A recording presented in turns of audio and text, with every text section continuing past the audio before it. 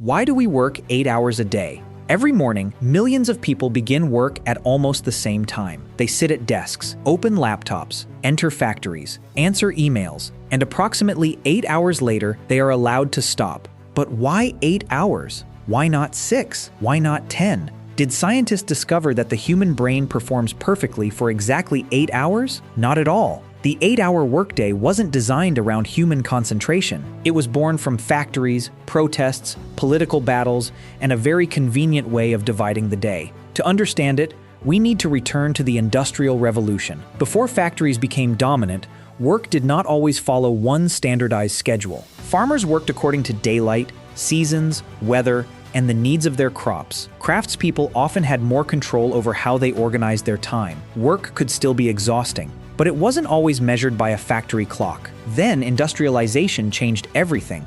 Factories contained expensive machines. Owners wanted those machines operating for as many hours as possible. Workers were expected to arrive at a fixed time. They worked until another fixed time. In many industries, that meant shifts lasting 12, 14, or even 16 hours, and this could happen 6 days a week. The factory clock didn't care whether someone was tired. It only measured whether production had stopped. Workers had little time left for their families, education, recreation, or even proper rest. Eventually, people began asking a dangerous question. How much of a person's life should an employer be allowed to purchase? One influential answer came from Robert Owen, a Welsh industrialist and social reformer. In 1817, Owen promoted a remarkably simple formula: 8 hours for work, 8 hours for recreation, and 8 hours for rest. The idea divided the 24-hour day into 3 equal parts. It was memorable, it sounded reasonable, but factory owners were not eager to accept it. Shorter shifts appeared to mean less production, and less production appeared to mean less profit. So the 8-hour day remained more of a demand than a reality. Workers continued organizing. They formed unions. They signed petitions. They went on strike. In the United States, the National Labor Union called for an 8-hour workday in 1866. 2 years later, the federal government passed an 8-hour law covering certain government workers. But most private sector workers were still excluded. The struggle continued. On May 1, 1886, workers across the United States launched strikes demanding an 8-hour day. Chicago became one of the movement's most important centers. A few days later, a labor demonstration near Haymarket Square turned deadly. Someone threw a bomb. Police opened fire. Workers and police officers were killed. The event became known as the Haymarket Affair. It damaged parts of the American labor movement, but internationally, it transformed the 8-hour day into a powerful symbol. The demand was no longer simply about finishing work earlier. It was about whether workers had a right to a life outside work. Then Henry Ford entered the story. Ford is sometimes credited with inventing the 8-hour workday. He didn't. Workers had been demanding it for decades, but Ford helped prove that shorter shifts could also benefit a company. In 1914, Ford reduced the working day in his factories from 9 hours to 8. He also introduced his famous $5 workday, dramatically increasing potential earnings for many workers. This wasn't purely generosity. Ford's assembly lines were repetitive, exhausting, and difficult to staff. Workers frequently left. Higher pay helped Ford attract and retain employees. 8-hour shifts also allowed the company to divide a full day into 3 shifts. Instead of operating with 2 longer shifts, the factory could run around the clock with 3 teams. The shorter workday didn't necessarily reduce production. It helped Ford organize production more efficiently. Other businesses noticed. The 8-hour day was beginning to look less like a radical demand and more like a workable system. After the First World War, the movement gained international recognition. In 1919, the newly created International Labor Organization adopted its first convention.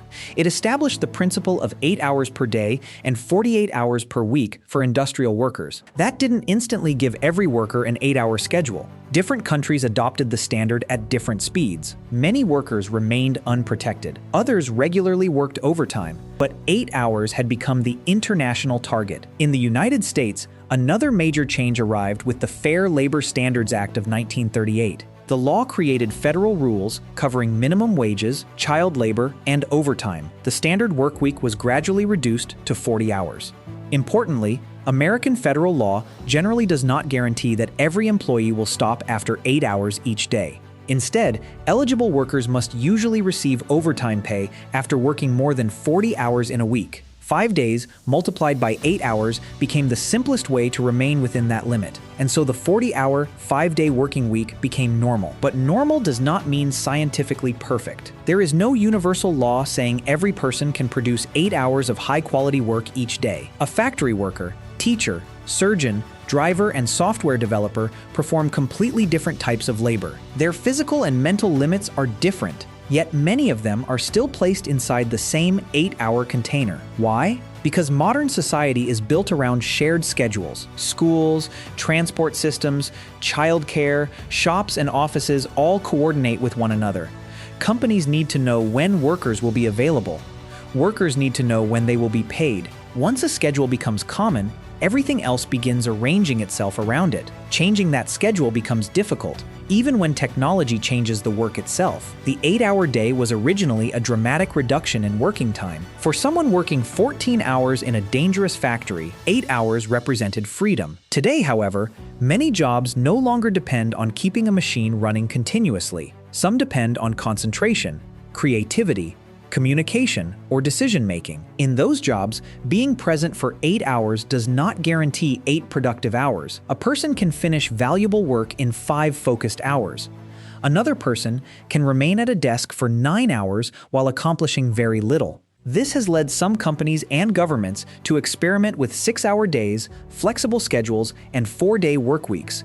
But the 8-hour system remains deeply rooted, not because 8 is a magical number, not because the human brain was designed for it, and not because one businessman suddenly invented it. We work 8 hours because generations of workers fought to reduce much longer days. Reformers turned that struggle into a memorable formula. Businesses discovered how to organize production around it. Governments converted it into laws and standards. And society constructed its daily routines around the result. The 8-hour day was never the final answer. It was a compromise, a line drawn between work and the rest of human life. The real question now is not why people stopped at 8 hours. It is whether, 2 centuries later, 8 hours is still where that line should remain.